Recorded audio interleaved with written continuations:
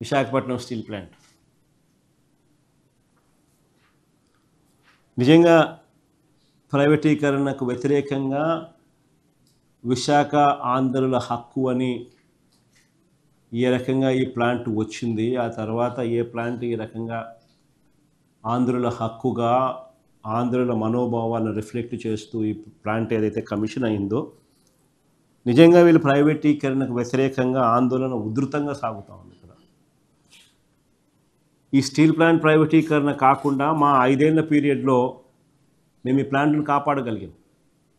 ఏకంగా అసెంబ్లీలో తీర్మానం చేసినాం, ఎట్టి పరిస్థితుల్లోనూ ఈ ప్లాంట్ ప్రైవేటైజ్ చేయకూడదు అని చెప్పి అసెంబ్లీలో తీర్మానం చేసి ఈ ప్లాంట్కు మంచి జరిగేట్టుగా వెంటనే ఈ ప్లాంట్కు క్యాప్టివ్ మైన్స్ అలాట్ చేయండి అని చెప్పి మేము తీర్మానం చేసి పంపించినాం అసెంబ్లీలో.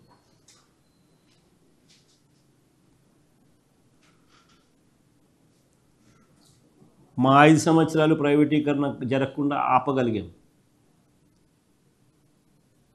కానీ చంద్రబాబు నాయుడు అనే వ్యక్తి నిజంగా ఎన్నికలకు ముందు ఏమన్నాడు ప్రైవేటీకరణ విషయంగా, ఎన్నికల తర్వాత చంద్రబాబు నాయుడు గారు ఇప్పుడు ఏమంటున్నారు అనేది నిజంగా ఇంట్రెస్టింగ్గా ఉంది. ఇది మీరంతా కూడా ఒకసారి నేను ప్లే చేస్తా, వినండి ఒకసారి. ఎన్నికలకు ముందు చంద్రబాబు నాయుడు ఇదే ఇష్యూ మీద ఏం మాట్లాడాడు, ప్రైవేటీకరణ విశాఖపట్నం స్టీల్ ప్లాంట్ ప్రైవేటీకరణ మీద ఏం మాట్లాడాడు, ఎన్నికలు అయిపోయిన తర్వాత చంద్రబాబు నాయుడు గారు మొన్న ఇదే ఎన్నికల ఇదే విశాఖపట్నం స్టీల్ ప్రైవేటీకరణ మీద ఏం మాట్లాడాడని ఒక్కసారి వినండి. నిజంగా విలన్ అనే సినిమాలలో మనం ఎప్పుడైనా అంటూ ఉంటాం కదా, విలన్ అనే పాత్ర ఎలా ఉంటుంది అన్నదానికి నిదర్శనం ఒక్కసారి నేను ప్లే చేస్తే ఒకసారి వినండి. కానీ మా ప్లే చేయమ్మా.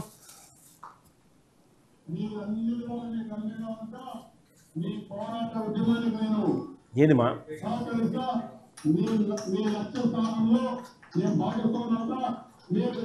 మళ్ళా మొదటి నుంచి ప్లే చేయి.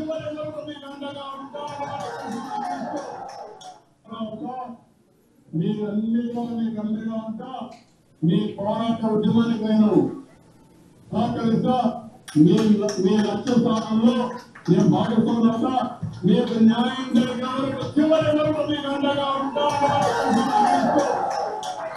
నేను అడుగుతున్నా, విశాఖపట్నం ఆత్మరమికి మీరు ఉపేక్షిస్తారా తమ్ముళ్ళు అని అడుగుతున్నా.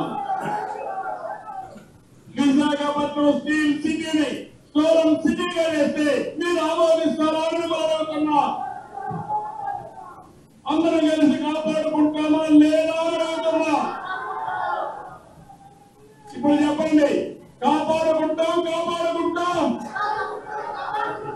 కలిసి పోరాడతాం అందరం ఉంటాం, సంఘం శక్తిగా తయారవుతాం.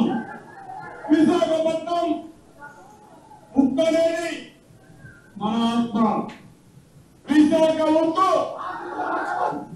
కాదయా, నువ్వు ఇంట్లో పడుకొని పని చేయకపోతే ఎట్లయ్యా?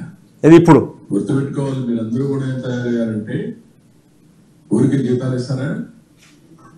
పని చేయాలి కదా. ప్రతి ఒక్కసారి కేంద్రం రాష్ట్రం డబ్బులు ఇస్తారా? ఏదయ్యా మీరు అందుకే చెప్పాలి, ఇవన్నీ కూడా గుర్తుపెట్టుకోవాలి మీరు. ఇప్పుడు ఇంకొక ఫ్యాక్టరీ వస్తా ఉంది, ప్రైవేట్ వాళ్ళు పెడుతున్నారు. వాళ్ళు రేపు రాబోయే రోజు ప్రాఫిట్ లో ఉంటుంది.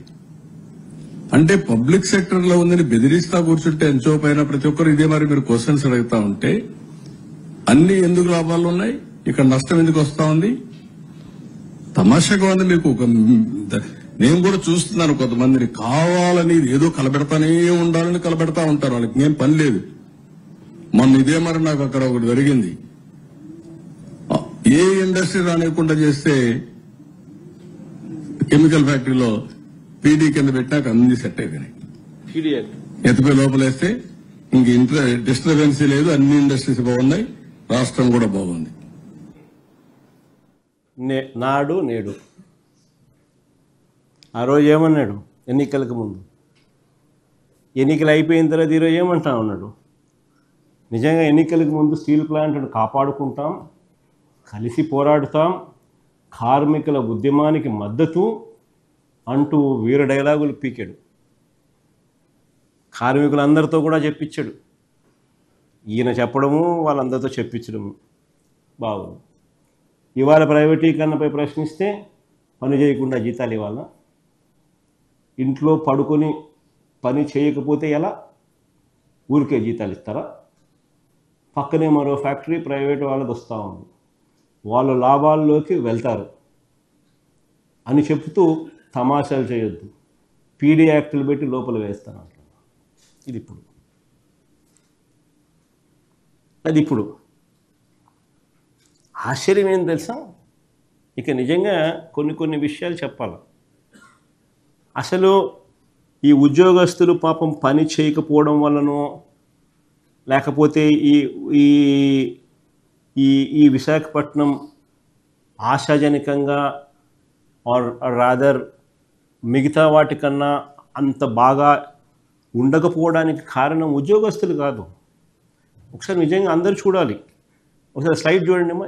This is a comparison between RINL అంటే విశాఖపట్నం స్టీల్ ప్లాంట్, సేల్.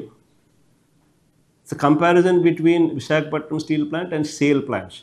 ఇందులో చూస్తే employee expenditure on the overall as a percentage of total expenditure.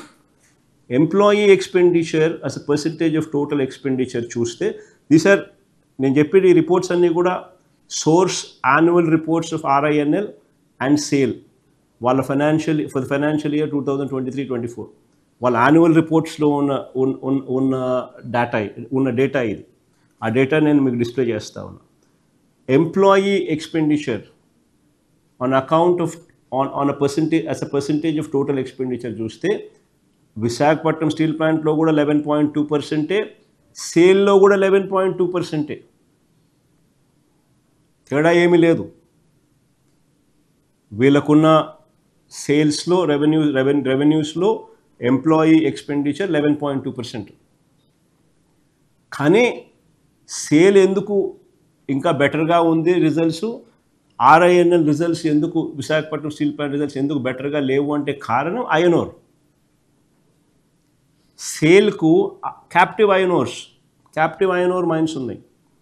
In fact అది చూస్తే అక్కడ కమెంటరీ చూస్తే extracts from SAIL annual report 2023-24 చూస్తే ఆ రా మెటీరియల్స్లో during the financial year 2023-24 total requirement of iron ore was met from captive sources.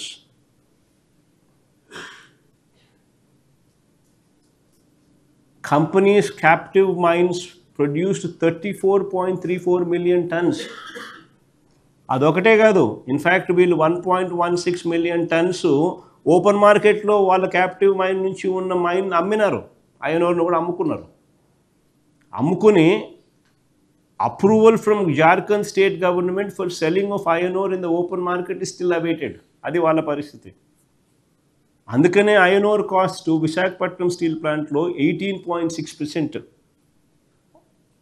as a percentage of total revenues. సేల్లో iron ore cost as a percentage of total revenues only 9.8%. అంటే స్ట్రెయిట్గా మీకు 10% తేడా ఉంది. On account of captive iron ore mines, Visakhapatnam steel ప్లాంట్కి లేకపోవడం వల్ల. ఇది మేజర్ క్రైటీరియా. దీనికి క్యాప్టివ్ ఐరన్ ఓర్ మైన్స్ ఇప్పించమని చెప్పి వీళ్ళు పోయి ఢిల్లీకి పోయి వీళ్ళు ఎన్డీఏలో కూటమిగా ఉన్న పరిస్థితుల మధ్య అడగాల్సింది పోయి వీళ్ళు ఏం చేస్తారు? మిట్టల్ అనే ప్రైవేట్ స్టీల్ ప్లాంట్ పెట్టబోతున్నారట, వాళ్లకు క్యాప్టివ్ మైన్స్ ఇవ్వాలని చెప్పి పోతారు, అడుగుతారు. అరే ఉన్న గవర్నమెంట్ సెక్టర్లో ఉన్న ఈ స్టీల్ ప్లాంట్కు క్యాప్టివ్ మైన్స్ ఇవ్వమని చెప్పి అడగరా నాయన అంటే అది అడగరు వీళ్ళ ఎంపీలు. చంద్రబాబు నాయుడు అడిగాడు. కానీ పెట్టబోయే మిట్టల్ ప్లాంట్కు, ప్రైవేట్ సెక్టర్లో పెట్టబోయే మిట్టల్ ప్లాంట్కు దానికి క్యాప్టివ్ మైన్స్ ఇవ్వమని చెప్పి వీళ్ళు పోయి ఎంపీలు పోయి రిప్రజెంట్ చేస్తారు. That is Chandrababu Naidu.